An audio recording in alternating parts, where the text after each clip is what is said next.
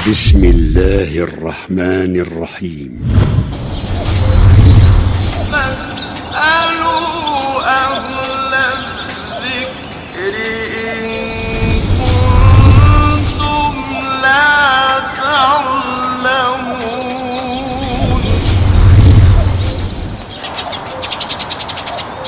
اب اس وقت ہم بسر کر رہے ہیں، گزار رہے ہیں. ایک وقت تھا یہ ہماری زندگی نہیں تھی، ہم زندہ نہیں تھے. اللہ تعالیٰ نے ہمیں پیدا کیا، دنیا کی زندگی عطا کی. بچپن گزرا، لڑکپن، جوانی، عقل، شعور اور عمر کے حصے تک پہنچتے پہنچتے جب ہم نے ہوش سنبھالا تو اپنے ماحول و معاشرے میں دیکھا ہم سے پہلے آنے والے لوگ آہستہ آہستہ کر کے اس دنیا سے جا رہے ہیں. وہ ہمارے سامنے ہی آ رہے ہیں، پیدا ہو رہے ہیں. ہم سے پہلے آنے والے آہستہ آہستہ کر کے اس دنیا سے جا رہے ہیں، کود کر رہے ہیں. بلکہ کچھ ایسے جو ہمارے سامنے ہی دنیا میں آئے اور پھر ہمارے سامنے ہی دنیا سے چلے گئے. بلکہ کچھ تو ایسے ہمارے سامنے اس دنیا میں آئے، پیدا ہوئے، ہم نے انہیں اپنے ہاتھوں میں اٹھایا، اپنی گودوں میں بٹھایا، اپنے کندھوں پہ انہیں اٹھایا، انگلیاں پکڑ کر انہیں چلنا سکھایا، اپنی زبان سے ہم نے انہیں بولنا سکھایا. لیکن ایک وقت آیا ان میں سے بھی کچھ ہمارے سامنے ہی اس دنیا سے چلے گئے. جس زبان سے ہم نے انہیں بولنا سکھایا تھا اس زبان سے ہم نے ان کا جنازہ پڑھا. جن کندھوں پہ اٹھا کے ہم انہیں جھلایا کرتے تھے، گھمایا کرتے تھے، ان کا جنازہ اٹھایا. جن ہاتھوں سے ہم اٹھا کے ان کے ساتھ لاڈ اور پیار کیا کرتے تھے، پھر انہی ہاتھوں سے ہی ہم نے قبر میں اتارا اور مٹی ڈالی. الغرض کوئی دن اور کوئی ہفتہ، مہینہ ایسا نہیں گزرتا ہے کہ ہمارے سامنے کوئی ایسی موت واقع نہ ہو جو ہماری انتہائی قریب ہو. اپنے ہی ہاتھوں ہم سب کچھ کرتے ہیں اور دیکھ رہے ہوتے یہ جا رہے ہیں تو ہم نے بھی جانا ہے. یہاں رہنے کے لیے ہمیشہ کوئی بھی نہیں آئے، نہیں تھے. اللہ تعالیٰ نے دنیا کی زندگی عطا کی اور پھر یہاں سے جانا. کیف تکفرون باللہ وکنتم امواتا، فرمایا تم اس اللہ کا انکار کیسے کرتے، اس کی نافرمانی کیسے کرتے کہ تم اموات تھے، تم میت تھے، تم مردہ تھے، تم کچھ بھی نہیں تھے. هل أتى على الإنسان حين من الدهر لم يكن شيئا مذكورا، ہر انسان پہ وہ وقت، وہ ٹائم آیا جب موجود ہونا تو ایک طرف رہا، اس کا نام تک لینے والا، اس کا ذکر تک کرنے والا کوئی نہیں، کچھ بھی نہیں تھا. اور اللہ تبارک و تعالیٰ نے فأحیاکم، تمہیں پیدا کیا، دنیا کی زندگی عطا کی.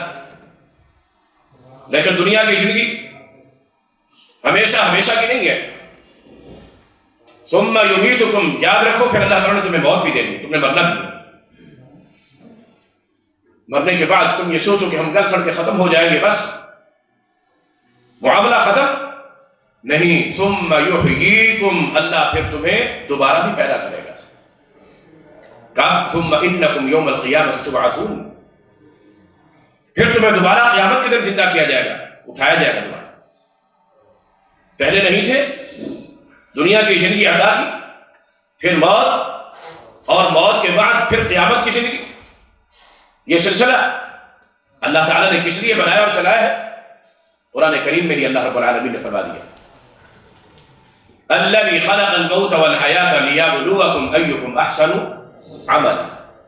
ہم نے یہ موت اور حیات کا نظام کس لیے بنایا، کس لیے چلایا؟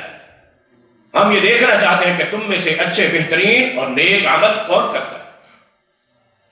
تو دنیا کی زندگی اللہ تعالیٰ نے نہ ہی ہمیشہ کے لیے عطا کی اور نہ ہی محض دنیا کی عیش اور عشرتوں میں کھو جانے کے لیے عطا کی۔ اللہ تعالیٰ نے یہ دنیا کی زندگی کس لیے عطا کی؟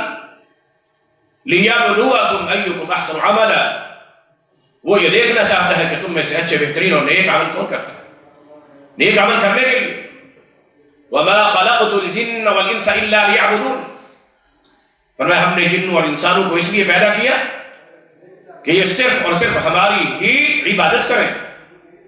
اللہ تعالیٰ نے ہمیں صرف اپنی عبادت کے لیے پیدا کیا، اپنی عبادت والے نیک عمل کرنے کے لیے پیدا کیا،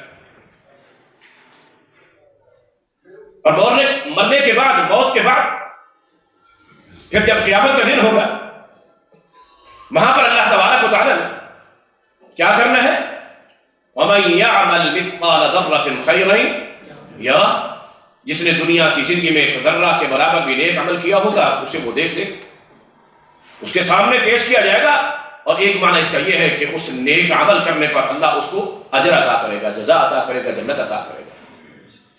وَمَن يَعْمَلْ مِثْقَالَ ذَرَّةٍ شَرًّا يَرَهُ، اور جو ایک ذرہ کے برابر بھی گناہ، برائی اور بدکاری کر کے آئے گا وہ بھی اسے دیکھ لے گا، یعنی اس کی سزا اسے بھگتنی پڑے گی۔ اللہ ہم سب کو محفوظ کرنا۔ تو میرے بھائیوں، یہ دنیا کی زندگی اللہ تعالیٰ نے ہمیں اس لیے دی، ہم صرف اس کی عبادت کریں اور اس کی عبادت والے نیک عمل کریں گے۔ لِيَبْلُوَكُمْ أَيُّكُمْ أَحْسَنُ عَمَلًا، اس لیے قیامت کا دن اس نے ہم سے حساب اور کتاب لینا ہے۔ فرمایا وَلَنَسْأَلَنَّ الَّذِينَ أُرْسِلَ إِلَيْهِمْ وَلَنَسْأَلَنَّ الْمُرْسَلِينَ، ہم ان لوگوں سے بھی پوچھیں گے جن کی طرف ہم نے اپنے نبی بھیجے، رسول بھیجے، ان سے بھی پوچھیں گے، اور اپنے نبیوں اور رسولوں سے بھی پوچھیں گے کہ ہمارے نبیوں اور رسولوں ہمیں بتلاؤ کیا تم نے ہمارا پیغام ان لوگوں تک پہنچا دیا تھا؟ سارے نبی کہیں گے کہ اللہ ہم نے تو اپنا حق ادا کر دیا تھا۔ پھر اللہ امتوں سے پوچھے گا، امتیوں سے پوچھے گا کہ جب میرے نبیوں نے دین پہنچانے کا، میرا پیغام پہنچانے کا حق ادا کر دیا تھا تو پھر تم نے اس کے اوپر عمل کیا یا نہیں کیا؟ یہ اللہ نے پوچھا۔ ہمارا یقین ہے کہ نہیں؟ وَبِالْآخِرَةِ هُمْ يُوقِنُونَ، قیامت کے دن پر یقین، اور وہ قیامت کا دن سوال اور حساب اور کتاب کے لیے۔ میرے بھائیوں، قرآن کریم میں اللہ رب العالمین نے اس لحاظ سے ہمیں دعوت فکر دی۔ فرمایا وَلْتَنظُرْ نَفْسٌ مَا قَدَّمَتْ لِغَدٍ، تم میں سے ہر انسان سوچے، چھوٹا ہے یا بڑا، مرد ہے یا عورت، بوڑھا ہے یا بزرگ، جو بھی ہے وہ سوچے۔ وَلْتَنظُرْ نَفْسٌ مَا قَدَّمَتْ لِغَدٍ، کہ کل کے دن کے لیے اس نے کیا تیار کیا ہے۔ ایک بات تو یہ ہمیں یہ رکھی، قیامت کا دن اللہ تعالیٰ نے اسے کل کا دن قرار دیا ہے۔ دنیا کی زندگی کو زیادہ لمبا نہ سمجھو، بڑی لمبی پڑی ہے، نہیں، قیامت کا دن لعل الساعة تكون قریبا، وہ بڑا ہی قریب ہے، دور نہیں ہے۔ يرونه بعیدا ونراه قریبا، فرمایا یہ لوگ تو اس کو بڑا دور سمجھتے ہیں قیامت کے دن کو، وہ کوئی دور نہیں ہے، وہ قریب ہے۔ کتنا قریب ہے؟ اسے کل کا دن قرار دیا۔ کل کا دن تو کیا؟ فرمایا الا کلمح البصر، اگر اللہ چاہے تو بس پلک چھپکنے میں ہی اس کو واقع کرتے۔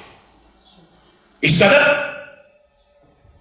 جامع ترمذی کی صحیح حدیث ہے، امام الانبیاء جناب محمد رسول اللہ صلی اللہ علیہ وسلم فرماتے ہیں کیف انعم، میں کیسے خوش رہوں، میں کیسے خوش زندگی بسر کروں، میں کیسے ہنسوں، میں کیسے مسکراؤں۔ وقد التقم صاحب الصور صورا، کہ اللہ کا وہ فرشتہ جس نے قیامت کو قائم کرنے کے لیے سور پھونکنا ہے اور اس کے نتیجے میں قیامت قائم ہو جانی ہے، وہ اس سور کو جو اس نے پھونکنا ہے قیامت کے لیے، وہ اپنے منہ کو لگا کے بیٹھا ہوا ہے، منہ کو لگا کے، رافعا عینیہ الی السماء، آسمان کی طرف آنکھیں کیے، منہ کے ساتھ لگائے ہوئے سور کو، کہ اللہ تبارک و تعالیٰ کی طرف سے حکم ملے قیامت کو قائم کرنے کا تو نیچے سے اٹھا کر منہ تک لگانے کی دیر بھی نہ ہو، وہ پہلے سے ہی منہ کو لگا کے بیٹھا ہے کہ اللہ حکم دے تو فوراً قیامت کو قائم کرنے کے لیے میں سور کو پھونک دوں تاکہ دیر نہ ہو تاخیر نہ ہو، کیونکہ جب اللہ کا حکم اور فیصلہ آ جاتا ہے تو پھر اس میں لمحہ بھر بھی تاخیر ہو سکتی نہیں۔ اور میں کیف انعم، میں کیسے ہنسوں، کیسے مسکراؤں، کیسے خوش خرم رہوں، کیسے میں دنیا کی رعنائیوں میں کھو جاؤں، کیسے میں دنیا کی عیش و عشرتوں میں مست ہو جاؤں اور اپنی موت اور آخرت کو بھلا دوں کہ صورتحال یہ ہے کہ وہ فرشتہ جس نے قیامت کو قائم کرنے کے لیے سور پھونکنا ہے وہ سور کو اپنے منہ کے ساتھ لگا کر بیٹھا ہے، اللہ کی طرف دیکھ رہا ہے، حکم ملے تو میں فوراً پھونک کے قیامت قائم ہوں۔ میرے بھائیو، ہم کیا ہے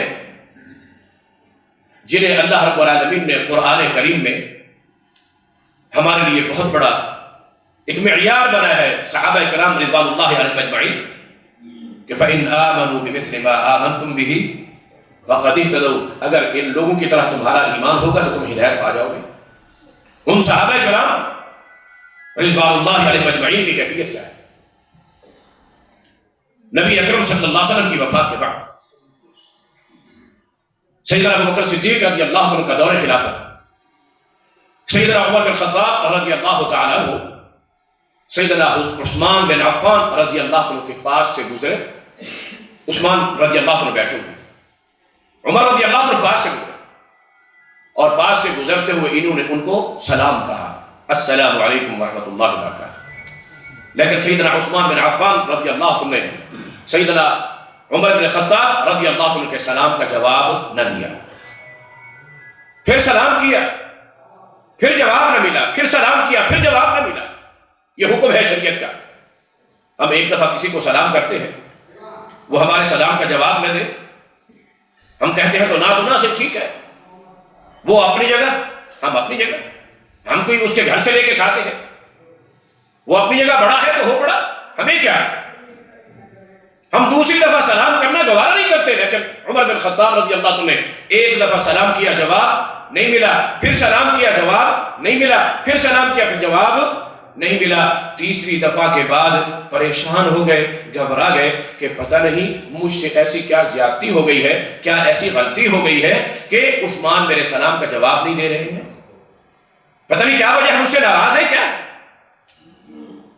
ہمیں کسی کے سلام کا جواب نہ ملے تو کوئی ٹینشن نہیں ہوتی، کوئی پریشانی نہیں ہوتی، ٹھیک ہے، نہیں تو نہ صحیح، نہیں عمر بن خطاب رضی اللہ عنہ پریشان ہو گئے۔ کیوں پریشان ہوئے؟ اس لیے نبی اکرم صلی اللہ علیہ وسلم نے فرمایا کہ جب دو مسلمان آپس میں 3 دن سے زیادہ ایک دوسرے کے ساتھ کلام، گفتگو، بات چیت نہیں کرتے ہیں، گفتگو اور بات چیت کا موقع بھی آتا ہے، آمنا سامنا بھی ہوتا ہے، وہ ایک دوسرے سے منہ موڑ لیتے ہیں، کلام سلام ایک دوسرے سے ترک کر دیتے ہیں اور سلام کلام ایک دوسرے کے ساتھ نہیں کرتے ہیں، 3 دن سے زیادہ اگر یہ مرحلہ ناراضگی اور کسی غصے کی بنا پر بڑھ کر چلا جائے تو اللہ تبارک و تعالیٰ ان دونوں میں سے کسی کی بھی ایک عبادت کو قبول نہیں کرتا ہے، وہ عبادت ضائع اور بیکار چلی جاتی ہے۔ اس لیے عمر بن خطاب رضی اللہ عنہ کو پریشانی ہو گئی، پتہ نہیں کیا وجہ ہے، انہوں نے میرے سلام کا جواب نہیں دیا،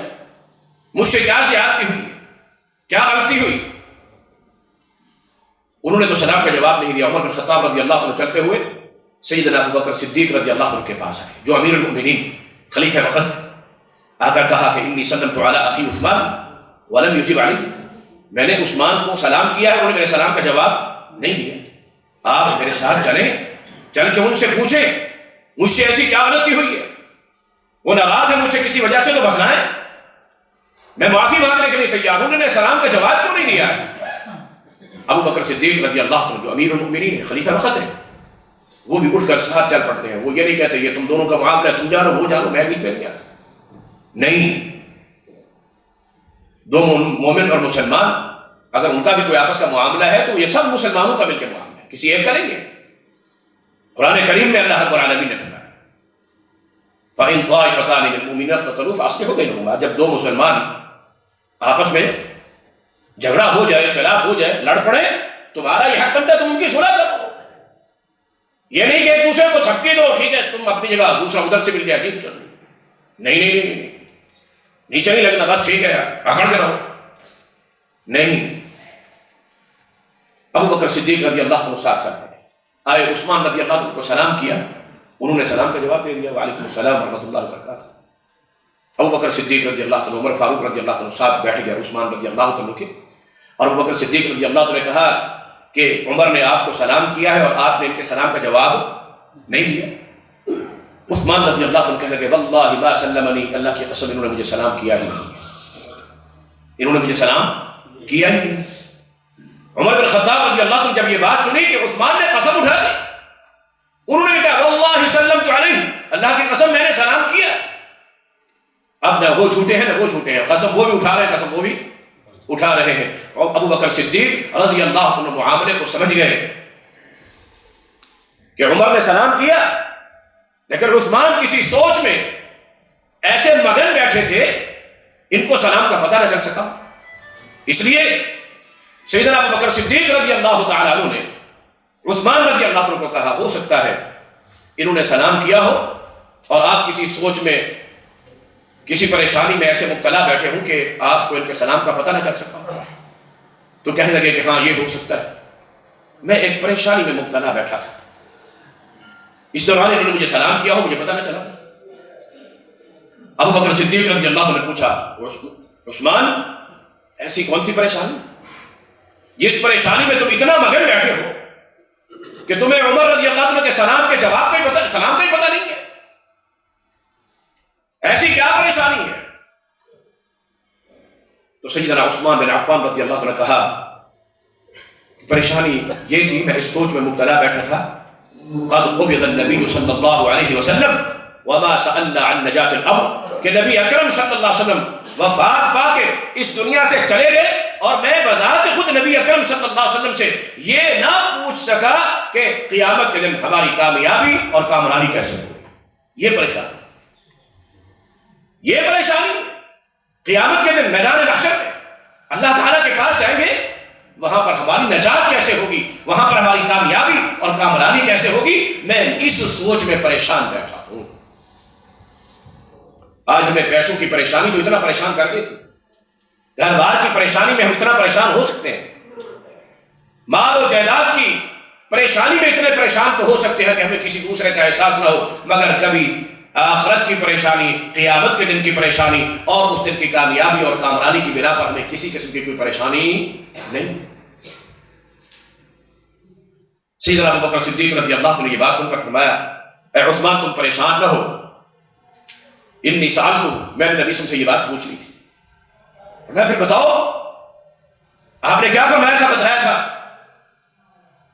تو سیدنا ابو بکر صدیق رضی اللہ عنہ نے بتلایا کہ نبی صلی اللہ علیہ وسلم نے فرمایا تھا کہ من قبل منی الکلمۃ التي عرضتها على عمی, کہ وہ کلمہ توحید اور رسالت جو میں نے اپنے چچا ابو طالب کو پیش کیا تھا اور اس نے انکار کر دیا تھا, لیکن جو شخص میری امت کا اس کلمہ توحید اور رسالت کو سچے دل سے قبول کر لے, اس کے مطابق اپنے عقیدے کو بنا لے اور اس کے مطابق اپنا عمل کر لے, اس کے لیے نجات اور اس کے لیے کامیابی کامرانی ہے. عثمان رضی اللہ عنہ کہنے لگے ابو بکر تم خوش قسمت ہو, تم نے یہ بات نبی سے بذات خود پوچھی. ہم تو کاروبار میں کام کاج میں تھوڑا سا مصروف رہتے تھے اور اس طرح کا اہم معاملہ ہم بذات خود نبی کی زبان سے نہیں سن سکے. آپ خوش قسمت ہو, آپ نے سن لیا. ہم بازار میں مشغول رہا کرتے تھے اور اس طرح کی باتوں سے بھی ہم محروم رہ گئے. ابو بکر اللہ کو جزائے خیر دے, آپ نے بتلا دیا. حالانکہ عثمان رضی اللہ تعالیٰ عنہ کون ہے؟ نبی اکرم صلی اللہ علیہ وسلم کے داماد ہیں. داماد بھی ہیں تو اکہرے نہیں بلکہ دوہرے ہیں, ذو النورین ان کو کہا جاتا ہے. سیدنا ابو بکر صدیق رضی اللہ تعالیٰ عنہ نے ابتدائی دور ان کے اوپر تھوڑی سی محنت کی, ان کو دعوت دی, تبلیغ کی. آج ہم کسی کو کہنا, کسی کو دعوت دینا گوارا نہیں کرتے کہ کیا کہے گا یہ ملا ہے, کیا ہے اس کو, یہ ملا کا کام نہیں ہے, یہ مولوی کا کام نہیں ہے, یہ ہر مسلمان کا کام. اپنے ساتھ رہنے والے, اٹھنے والے, بیٹھنے والے, تعلق دار, رشتے دار, عزیز و اقارب, ہمسائے, ان کو دین کی دعوت دینا, تبلیغ کرنا, ان کو دین کی طرف لانا, راغب کرنا, اللہ تعالیٰ کی توحید کی طرف. غیر مسلم ہے تو اسلام کی طرف, مسلمان ہے تو ان کے عقیدے میں بگاڑ اور کہیں خرابی ہے تو اس کی اصلاح, کہ کوئی غلط عقیدہ ان کے اندر موجود نہ رہے, کوئی شرک کا, کوئی بدعت کا, کوئی خرافات کا, اس انداز کا اصلاح ہو جائے، اپنے دوستوں کی بھائیوں کی وہ دعوت اور اصلاح کا کام جاری رکھتے ہیں۔ ابو بکر صدیق رضی اللہ عنہ نے محنت کی، کوشش کی، اور اس کے نتیجے میں سیدنا عثمان بن عفان رضی اللہ عنہ مسلمان ہوئے، اسلام قبول کیا، مشقتیں اور تکلیفیں بھی برداشت کی۔ نبی اکرم صلی اللہ علیہ وسلم نے ایک بیٹی کا نکاح کر کے دے دیا، اور پھر مکہ کے اندر معاملات اس قدر مشکل ہو گئے، صحابہ کرام کے لیے مکہ میں رہنا مشکل ہو گیا، تو نبی صلی اللہ علیہ وسلم نے اجازت دے دی کہ یہاں سے ہجرت کر کے کہیں اور چلے جاؤ۔ ابتدائی طور پر اجازت دی نبی صلی اللہ علیہ وسلم نے حبشہ کی طرف ہجرت کر کے جانے، وہاں چلے جاؤ۔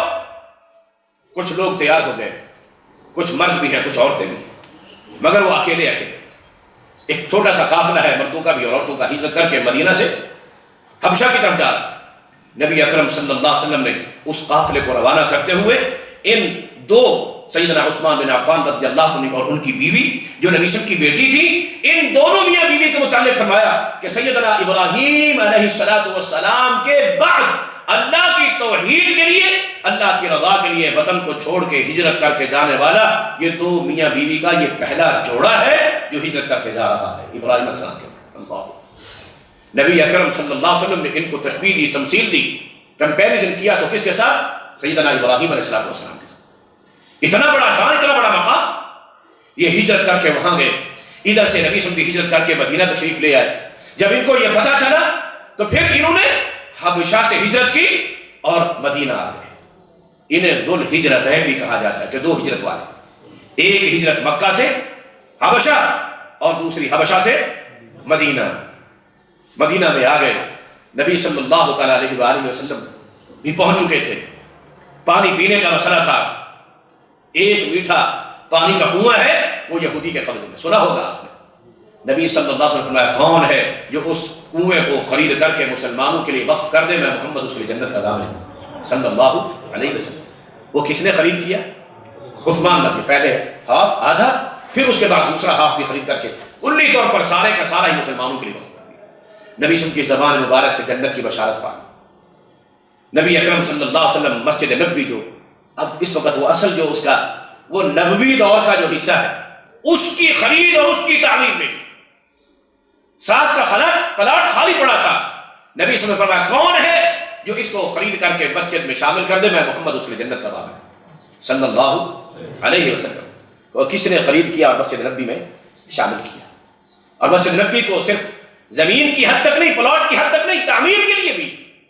عام طور پر جب بھی کہیں مسجد بنتی ہے اور مسجد کی تعمیر کے لیے فنڈ وغیرہ یا چندہ وغیرہ مانگتے ہیں لوگ، تو ایک حدیث پڑھتے ہیں بڑی مشہور اور معروف، من بنا للہ مسجدا بنى اللہ لہ بیتا فی الجنہ، کہ جو اللہ کا گھر بناتا ہے تو اللہ اس کا گھر جنت میں بناتا ہے۔ یہ حدیث در حقیقت رسول اللہ صلی اللہ علیہ وسلم نے سیدنا عثمان بن عفان رضی اللہ عنہ کے حق میں فرمائی تھی کہ تو نے یہ مسجد کے لیے اہتمام کیا، اللہ تبارک و تعالی نے تیرا گھر جنت کے اندر بنا دیا۔ وہ عثمان رضی اللہ، نبی اکرم صلی اللہ علیہ وسلم نے جو اپنی بیٹی دی تھی وہ کچھ دن بیمار ہوئی اور فوت ہو گئی، غمزدہ سے پریشان تھے۔ نبی صلی اللہ علیہ وسلم نے دوسری بیٹی دی، سال ڈیڑھ گزرا، وہ بھی فوت ہو گئی۔ اب عثمان رو رہے ہیں، آنکھوں سے آنسو بہ رہے ہیں، نبی صلی اللہ علیہ وسلم دیکھ رہے ہیں، آئے عثمان کو تسلی دی، دلاسا دیا۔ رو رہے ہو؟ جی ہاں رو رہا ہوں۔ کس چیز پہ؟ لا ابکی علی فراق زوجتی، اپنی بیوی کی موت کے اوپر نہیں رو رہا ہوں، اس کی جدائی کی غم میں نہیں رو رہا ہوں، رو رہا ہوں اس بات پر کہ آج سے پہلے لوگ مجھے اب کا داماد سمجھتے تھے، اب آپ کی بیٹی فوت ہو گئی تو میں اس شرف سے محروم ہو گیا۔ نبی فرماتے ہیں اما ترضى یا عثمان، اے عثمان کیا تیری یہ بات کافی نہیں ہے کہ اگر میں محمد صلی اللہ علیہ وسلم کی 40 بیٹیاں ہوتی یوں فوت ہوتی چلی جاتی میں تمہیں دیتا چلا جاتا۔ نبی صلی اللہ علیہ وسلم اتنا راضی، اتنا خوش۔ اللہ اکبر۔ غزوہ تبوک کا موقع ہے، نبی اکرم صلی اللہ علیہ وسلم فرما رہے ہیں کہ من یجہز جیش العسرہ اضمن لہ الجنہ، کون ہے جو اس تنگ دستی کے لشکر کو ساز و سامان فراہم کرے، میں محمد اس کی جنت کا ضامن صلی اللہ علیہ وسلم۔ ایک دفعہ اعلان کیا، عثمان کھڑے ہوئے، پھر بھی ابھی ضرورت پوری نہیں تھی، پھر اعلان کیا، پھر بھی عثمان کھڑے ہوئے، پھر ضرورت پوری نہیں ہوئی تھی تو اعلان کیا، عثمان کھڑے ہوئے، 4 مرتبہ نبی صلی اللہ علیہ وسلم اعلان کرتے چلے گئے اور عثمان بھی کھڑے ہو کر اعلان کرتے چلے گئے. اور نبی کہاں ہے؟ اپنے ممبر کے اوپر تشریف فرما ہے. وہ ممبر جو ما بین بیتی و ممبری روضۃ من ریاض الجنہ، کہ میرا ممبر، میرا گھر اور یہ درمیان میں جو ہے یہ جنت کے باغوں میں سے ایک باغ ہے.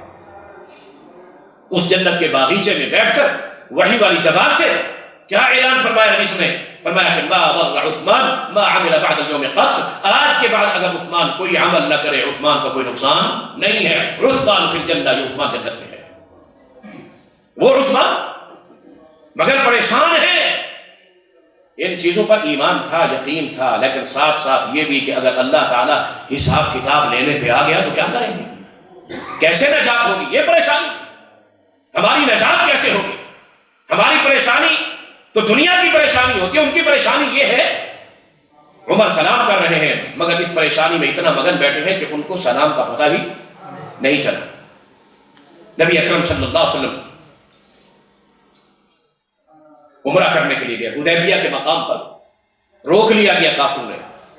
مختصر عرض کر رہا ہوں کہ عثمان رضی اللہ عنہ کو نبی صلی اللہ علیہ وسلم نے سفیر بنا کر ان کے ساتھ مذاکرات ڈائیلاگ کے لیے بھیجا. ادھر حدیبیہ میں یہ افواہ پھیل گئی کہ سیدنا عثمان بن عفان رضی اللہ عنہ کو شہید کر دیا گیا. یہاں پر ایک بات اور عرض کروں، جب سیدنا عثمان رضی اللہ عنہ وہاں پہنچے مکہ میں، مکہ والوں نے کہا عثمان تم آئے ہو، تم نے احرام باندھا ہوا ہے اور بیت اللہ کے دروازے تک تم پہنچ چکے ہو.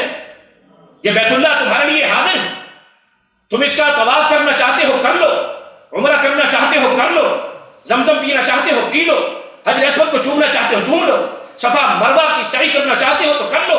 تم احرام میں ہو، بیت اللہ میں آ چکے ہو، تم عمرہ کر لو، عمرہ کر لو. عثمان کیا کہتے ہیں؟ کہتے ہیں کہ نبی صلی اللہ علیہ وسلم نے ابھی مجھے تمہارے ساتھ ڈائیلاگ کے لیے، گفتگو کے لیے اور مذاکرات کے لیے بھیجا ہے، عمرہ کرنے کے لیے. ایک مومن اور مسلمان یہ ہے کہ لا تقدموا بین یدی اللہ ورسولہ، جس حد تک اللہ اور اس کے رسول نے جو حکم دیا اس کو اسی حد تک کرنا، بس آگے نہیں بڑھنا. اب عثمان رضی اللہ اتنے دور سے انسان کے دل کا شوق ہوتا ہے کہ اللہ اپنا گھر دکھلا دے، اللہ مسجد نبی دکھلا دے، اللہ شہر مدینہ دکھا دے، شہر مکہ دکھا دے. اور احرام کے ساتھ بیت اللہ کے دروازے پر پہنچ کر کون ہے ایسا کہ جس کا دل نہ کرتا ہو کہ میں طواف کروں؟ کس چیز نے روکا؟ روکا تو صرف اسی چیز نے کہ ابھی نبی صلی اللہ علیہ وسلم نے مجھے عمرے اور طواف کے لیے نہیں اجازت دی، مجھے گفتگو کے لیے اور مذاکرات کے لیے، ڈیالوگ کے لیے. یہی دعوت ہے میرے بھائیو اصل دین کی، شریعت کی، ایک مومن اور مسلمان کے لیے یہی ذمہ داری. لا تقدموا بین یدی اللہ ورسولہ. جس معاملے میں آج ہمیں اللہ اور اس کے رسول کے احکام آتے ہیں ہم ان سے کبھی کبھی آگے بڑھ جاتے ہیں. اچھا جی کیا ہوا، یہ بھی تو ٹھیک ہی ہے نا. اب کیا خیال ہے اس واقعے کو مد نظر رکھ کے ہمیں اسی حد تک ہی رہنا چاہیے جس حد تک اللہ اور اس کے رسول نے رکھا، یا اپنی طرف سے کچھ بڑھا گھٹا سکتے ہیں؟ بولے جی کوئی حد ہوتی ہے جی؟ ہوتا ہے. اور اپنے اس سے ذرہ برابر بھی آگے پیچھے بولیے نہیں بڑھنا، اسی حد تک. ہمارے یہاں جیسے بہت سے معاملات ہوتے ہیں بڑے صغیر پاک ہوتے ہیں. نبی اکرم صلی اللہ علیہ وسلم نے کسی شخص کے فوت ہونے کے اوپر کیا طریقہ کار کیا ہے وہ احادیث کے اندر موجود، وہ احادیث کے اندر موجود. نبی اکرم صلی اللہ علیہ وسلم نے اپنی زندگی کے اندر بی بی حضرت خدیجہ فوت ہوئی، 3 بیٹیاں فوت ہوئی، 3 بیٹے فوت ہوئے، ایک چچا فوت ہوئے اور کئی صحابہ فوت ہوئے. نبی اکرم صلی اللہ علیہ وسلم نے ان میں سے کسی کی فوتگی کے اوپر تیسرے دن اکٹھے بیٹھ کر یہ سب کچھ کیا جو ہمارے ہاں ہوتا ہے؟ کیا؟ بولے کیا؟ صحابہ کرام کو جمع کیا ہو کہ بھئی پارے اٹھا لو اور مسجد نبی میں بیٹھ کر اب اس فوت ہونے والے کے ایثار ثواب کے لیے آجو آجو پڑھو. کیا نبی صلی اللہ علیہ وسلم گٹ کے منگوانی کہ اب ان کے اوپر تم جو ہے نا ایت کریمہ پڑھو، درود شریف پڑھو، اتنی دفعہ پڑھو، پھر وہ مولوی صاحب کو جو ہے نا وہ دے دو اور مولوی صاحب آگے ملٹی کر دیں، پارسل کر. یا نبی صلی اللہ علیہ وسلم نے صحابہ کو لیا ہو اور یہ اب چل کر اس کے قبر کے اوپر ارد گرد تم بیٹھ جاؤ، پارے لے لو اور یہ چیزیں لے لو، اس کے اوپر یہ بیٹھ کر کرو. کیا کبھی کسی نے؟ مگر ہمارے یہاں ہوتا ہے یا نہیں ہوتا؟ کیا کہا جاتا ہے؟ کوئی دلیل ہے؟ کوئی پروف ہے؟ نہیں، مگر کرنے والوں سے پوچھے تو کیا کہیں گے؟ یہ قرآن ہی تو پڑھا ہے، کیا ہم نے گناہ کیا ہے، اس میں کیا ہی حرج ہے؟ اگر عثمان رضی اللہ عنہ بھی جاتے، عمرہ کرتے، طواف کرتے، صفا مروہ کی سعی کرتے، زمزم پیتے، تو کوئی گناہ کا کام تھا؟ عبادت کے کام تھے نا، نیکی کے کام تھے نا. لیکن کیوں نہیں کیا؟ اس لیے کہ ابھی مجھے محمد رسول اللہ صلی اللہ علیہ وسلم نے صرف ڈائلاگ کے لیے، گفتگو کے لیے، مذاکرات کے لیے بھیجا ہے، عمرہ کرنے کے لیے حرج سمجھا ہے. انہوں نے کہا نا کر لو، کہا نہیں. بہرحال وہاں پر افواہ پھیل گئی، عثمان رضی اللہ عنہ کو شہید کر دیا. نبی صلی اللہ علیہ وسلم نے کیا کیا؟ صحابہ کرام سے مشورہ کیا، کیا کریں؟ صحابہ نے مشورہ دیا کہ جو آپ کا حکم ہو، مگر بہتر تو یہی ہے کہ میں ان کے خون کا انتقام اور بدلہ لینا چاہتا. اور اللہ تبارک و تعالیٰ کی رضامندی بھی اسی چیز کے اوپر تھی. نبی صلی اللہ علیہ وسلم نے صحابہ سے بیعت لی، صحابہ کرام سے بیعت لی. صحابہ بیعت کر رہے ہیں، نبی صلی اللہ علیہ وسلم کا ہاتھ نیچے ہے اور صحابی کا ہاتھ اوپر، اور اس سے اوپر کس کا ہاتھ ہے؟ اللہ کا ہاتھ ہے. قرآن میں فرمایا ید اللہ فوق ایدیہم، اللہ کا ہاتھ ان سے اوپر. عثمان تو وہ ہے کہ لقد رضی اللہ عن المؤمنین اذ یبایعونک تحت الشجرہ. اے پیغمبر، ان صحابہ نے جو عثمان کے لیے آپ کے ہاتھ پر بیعت کی ہے، میں اللہ ان تمام صحابہ سے بھی راضی ہو گیا. اکیلے عثمان سے راضی نہیں ہوئے، کس سے؟ سب صحابہ سے. مگر وہی عثمان بھی پریشان. اتنی گارنٹیاں، میری اور آپ کے لیے کیا گارنٹی ہے؟ کسی قسم کی کس چیز پہ ہم اتراتے ہیں؟ کتنے ہم نے تیر مار لیے، کتنے ہم نے عمل کر لیے ہیں کہ ان کے اوپر بس خوش ہو کر بیٹھ گئے ہیں. اب ہمیں ضرورت نہیں ہے مزید نیک اعمال کی، عبادات کی، اطاعت کی، آخرت کی فکر اور تیاری کی. ہمیں کوئی فکر نہیں ہے، کوئی پریشانی نہیں ہے. عثمان پریشان بیٹھے ہیں کہ قد قبل النبی صلی اللہ علیہ وسلم وما سألنا عن نجات الامر. نبی صلی دنیا سے چلے گئے، ہم یہ نہ پوچھ سکے کہ ہماری کامیابی کیسے. سیدنا معاذ بن جبل رضی اللہ تعالیٰ ایک دن نبی صلی اللہ علیہ وسلم کے پاس آئے، گھبرائے ہوئے، پریشان ہیں. نبی صلی اللہ علیہ وسلم کے پاس آئے اور آ کر کہنے لگے جئت الیک بحاجہ، اے اللہ کے رسول، پریشانی ہے، ٹینشن، اس وجہ سے آیا ہوں. نبی صلی اللہ علیہ وسلم کیا پریشانی ہے؟ کیسی پریشانی؟ کہنے لگے اللہ کے رسول پریشانی بہت ہی خطرناک، ہی اسقمتنی واکدغتنی وامررتنی، جس نے مجھے بیمار کر دیا، مجھے گدلا کر دیا، مجھے کڑوا کر دیا، زہریلا کر دیا. جینا مجھے مشکل لگتا ہے، مجھے زندگی اچھی نہیں لگتی. اس پریشانی کی بنا پر جینا مجھے پریشان کر رہا، زندگی اچھی نہیں لگ رہی. اس کا بتاؤ تو صحیح کیا پریشانی؟ معاذ بتاتے ہیں اللہ کا رسول پریشانی یہ ہے کہ دلنی علی عمل اذا عملته دخلت الجنۃ وبعدت من النار، کہ کوئی ایک ایسا عمل بتلا دیجئے کہ جس عمل کو اختیار کر کے میں اس پر عمل پیرا ہو کر جنت میں چلا جاؤں اور جہنم میں جانے سے بچ جاؤں. یہ پریشانی ہم میں سے کسی کو ہے؟ اللہ. کون ہے معاذ بن جبل رضی اللہ عنہ؟ بڑے جلیل القدر صحابی نبی صلی اللہ علیہ وسلم کے. نبی صلی اللہ علیہ وسلم نے پورے ملک یمن کی طرف ان کو اپنا گورنر بنا کر بھیجا. بما تقضی یا معاذ، گورنر بنا کر پورے ملک یمن کا. اور نبی صلی اللہ علیہ وسلم کے ساتھ اٹھتے بیٹھتے چلتے پھرتے سفر حضر. کئی موقعوں کے اوپر نبی صلی اللہ علیہ وسلم نے سفر کیا، ایک ہی سواری کے اوپر سوار ہے نبی صلی اللہ علیہ وسلم اور معاذ رضی اللہ عنہ نبی صلی اللہ علیہ وسلم کے ساتھ ہی اٹیچ اسی سواری کے اوپر اکٹھے بیٹھے. اتنا قرب نبی صلی اللہ علیہ وسلم کا، مگر وہ پریشان ہے کہ دلنی علی عمل اذا عملته دخلت الجنۃ وبعدت من النار. اللہ کے رسول کوئی ایک ایسا عمل بتلا دیجئے جس عمل کو اختیار کروں میں جنت میں چلا جاؤں، جہنم میں جانے سے بچ جاؤں. نبی اکرم صلی اللہ علیہ وسلم مسند احمد میں یہ بیٹھے، ظہر کی نماز پڑھا کر ایک دن گھر تشریف لائے. دوپہر کا وقت تھا، گرمی کا موسم. نبی صلی اللہ علیہ وسلم اپنے بستر پہ بیٹھے، ساتھ ہی حضرت عائشہ رضی اللہ تعالیٰ عنہ نبی صلی اللہ علیہ وسلم کی جو زوجہ تھی، بیوی تھی، وہ بھی آ کر بیٹھ گئی.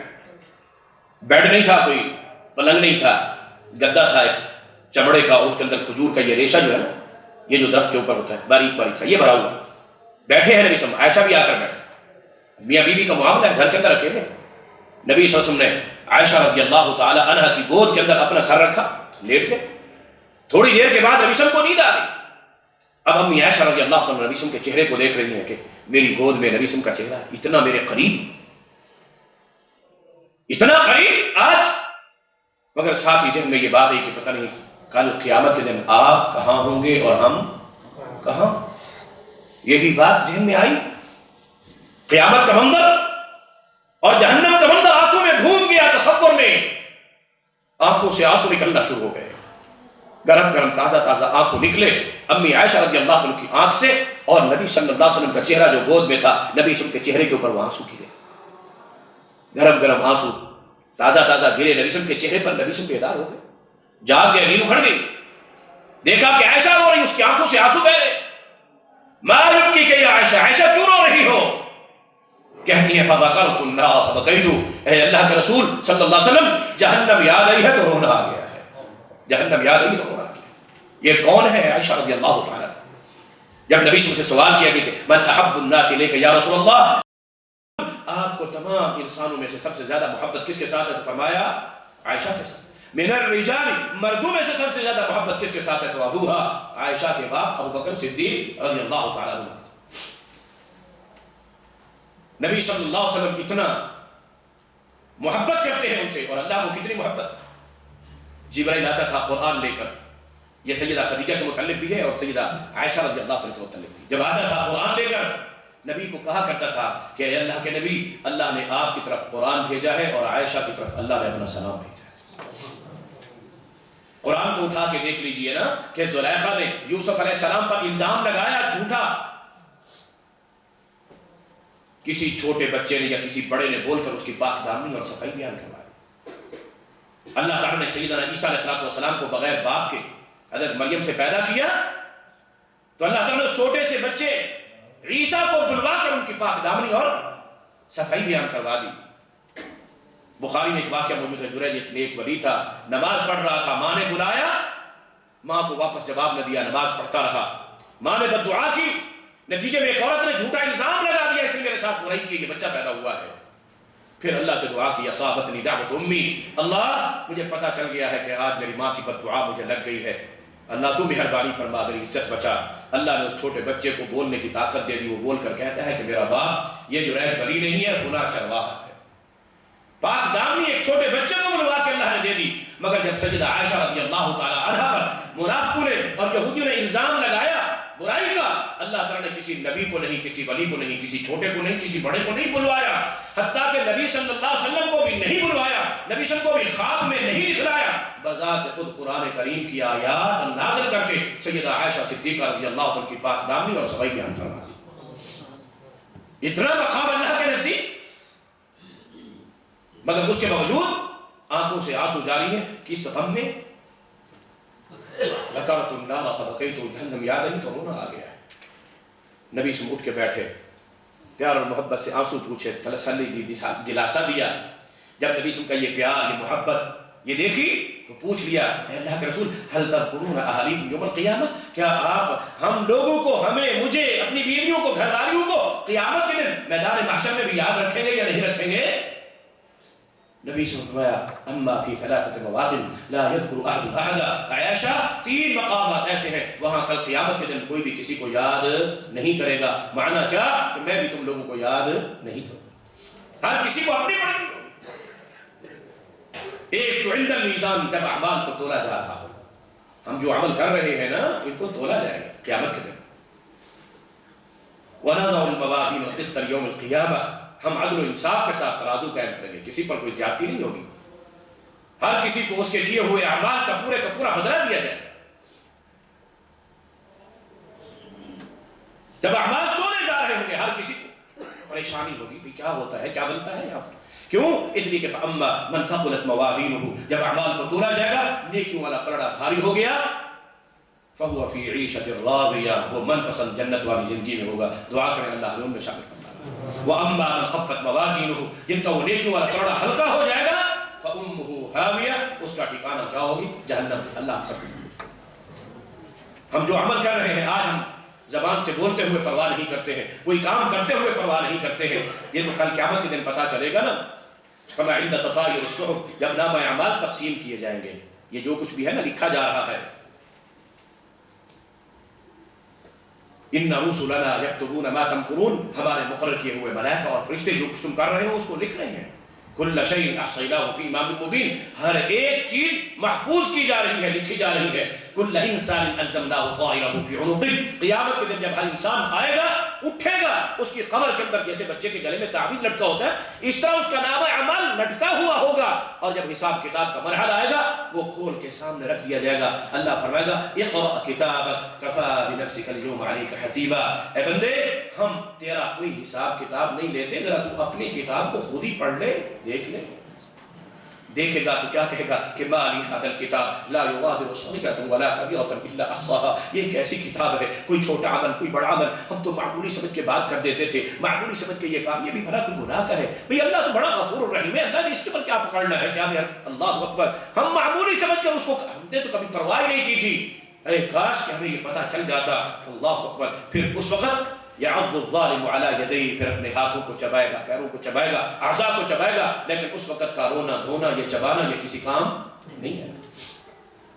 فرمایا جب اعمال نام اعمال تقسیم کیے جا رہے ہیں, فاما من اوتی کتابہ بیمینہ, کہ جس کو نام اعمال دائیں ہاتھ میں دیے جائے, جو بات دعا کرے اللہ ہمیں ان میں شامل فرما, اور جن کو نام اعمال بائیں ہاتھ میں دیا جائے گا اللہ ہم سب کو محفوظ فرمائے.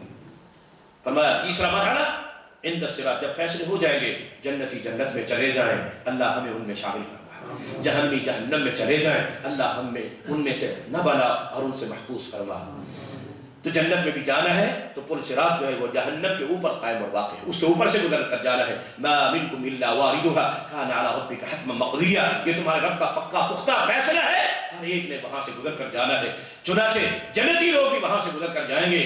وہ نبی صلی اللہ علیہ وسلم فرماتے ہیں ادق من الشعر, بال سے زیادہ باریک, احد من السیف, تلوار سے زیادہ تیز, اتنی باریک اس کے اوپر سے, جس کے پاس ایمان ہے, اعمال صالح ہے اور دین کا وہ مکمل طور پر پابند ہے, تو وہ وہاں سے تیزی کے ساتھ گزر جائے گا, اس کو کوئی مشکل بھی پیش نہیں آئے گی. مگر کچھ ایسے بدبخت بھی ہوں گے جو قدم رکھتے ہی کٹ کے نیچے جہنم کے اندر جا گریں گے, اللہ ہم سب کو محفوظ فرمائے. کچھ وہ ہوں گے کوئی گرتے, کوئی پڑتے, کوئی زخمی ہوتے ہوتے بھی پار چلے جائیں گے, ورنہ نہ نیچے جہنم ہے, اوپر سے وہ پل صراط. فرمایا عائشہ یہ 3 مقام ایسے ہیں وہاں پر کوئی بھی کسی کا کام نہیں آئے. نبی اکرم صلی اللہ علیہ وسلم ظہر کی نماز پڑھانے کے لیے جا رہے تھے, راستے میں آتے ہوئے ایک صحابی نے پوچھ لیا اے اللہ کے رسول صلی اللہ علیہ وسلم متی الساعہ, قیامت کب قائم ہوگی؟ نبی صلی اللہ علیہ وسلم خاموش رہے, اس کے سوال کا جواب نہ دیا. آئے, نماز پڑھائی, جماعت کرا لی, نماز سے فارغ ہو گئے, جماعت سے فارغ ہو گئے. پھر آپ نے پوچھا کہ این السائل, وہ سائل کہاں ہے جس نے وہ سوال کیا؟ آپ چاہتے تو اس کو اس سوال کا جواب دے دیتے, لیکن صرف اسی کو پتا چلتا. پھر سب کے سامنے اس سوال کو ہائی لائٹ کیا کہ بھائی بتاؤ تمہارا سوال کیا تھا. سب کے سامنے سوال آ گیا کہ سوال کیا تھا, متی الساعہ, قیامت کب قائم ہوگی. تو نبی نے کیا فرمایا, ماذا اعددت لها, ذرا یہ بتا کہ تم نے اس کے لیے تیاری کیا کی ہوگی, تیاری کیا کی. اور یہی بات قرآن میں اللہ رب العالمین نے مجھے اور آپ کو بھی فرمائی ہے کہ وَلْتَنظُرْ نَفْسٌ مَا قَدَّمَتْ لِغَدٍ, کہ تم میں سے ہر انسان سوچے اس نے کل قیامت کے لیے کیا تیاری کی. ایک بات کہ قیامت کا دن قریب ہے, وہ دور نہیں ہے, اور دوسرا اس کے لیے تیاری, اس کے لیے تیاری یہی ہے. اللہ قرآن کریم میں اللہ رب العالمین نے فرما دیا مَنْ كَانَ يَرْجُو لِقَاءَ رَبِّهِ فَلْيَعْمَلْ عَمَلًا صَالِحًا, کہ جو چاہتا ہے کہ قیامت کے دن میری ملاقات اللہ تعالیٰ سے ہو, اس حالت میں کہ میں جاؤں میرا رب مجھ پہ راضی ہو چکا ہو, تو پھر کیا کرنا ہے, فَلْيَعْمَلْ عَمَلًا صَالِحًا, وہ نیک عمل کرنے ہیں, لِيَبْلُوَكُمْ أَيُّكُمْ أَحْسَنُ عَمَلًا, وہی احسن عمل کرنے ہیں, اور ساتھ ساتھ وَلَا يُشْرِكْ بِعِبَادَةِ رَبِّهِ أَحَدًا, اپنے رب کے ساتھ اس کی عبادت میں کسی کو شریک نہیں بنانا. اللہ سے دعا ہے اللہ تعالیٰ ہم سب کو, جیسے ہمیں دنیا کی یہ مختلف پریشانیاں ہیں, ان تمام پریشانیوں سے بھی بچائے, اور آخرت کی تیاری کے لیے بھی اللہ تعالیٰ ہمیں کچھ سوچنے اور اس تیاری کے لیے کچھ انتظام اور بندوبست کرنے کی توفیق عطا فرمائے. ہماری عارضی اس دنیا کی کل ہوتی ہے جس تک پتہ نہیں ہم زندہ بھی رہ سکتے ہیں یا نہیں, ہم اس کے لیے کتنی تیاری کرتے ہیں. وطن کو چھوڑا, بھی بچے چھوڑے, گھر بار چھوڑا, تکلیفیں ہیں, سفر ہے, اور یہاں پر مشقتیں ہیں, مساکن ہیں, یہ کس کے لیے, یہ اس دنیا کے عارضی کل کے لیے یہ سب کچھ کر رہے ہیں. اس کہ ہماری یہ دنیا کا یہ کل یہ بن جائے, سنور جائے, یہ اچھا بن جائے ہمارا مستقبل, ہماری اولاد کا, ہمارے بچوں کا فیوچر اچھا ہو جائے. ہم اس کل کے لیے تو یہ کچھ کر رہے ہیں. یہ کل رہے گا صرف 24 گھنٹے, پھر اس کے بعد اور کل آ جائے گا نا, لیکن جو قیامت کا دن کا کل ہے پھر اس کے بعد کوئی اور کل نہیں, وہ تو ہے ہی ہمیشہ ہمیشہ, وہ ہے ہی ہمیشہ ہمیشہ. اس کے لیے ہم نے کیا کیا, اللہ مجھے بھی اور آپ کو بھی یہ فکر نصیب فرما دے اور اس کی تیاری کرنے کی توفیق عطا فرمائے. وآخر دعوانا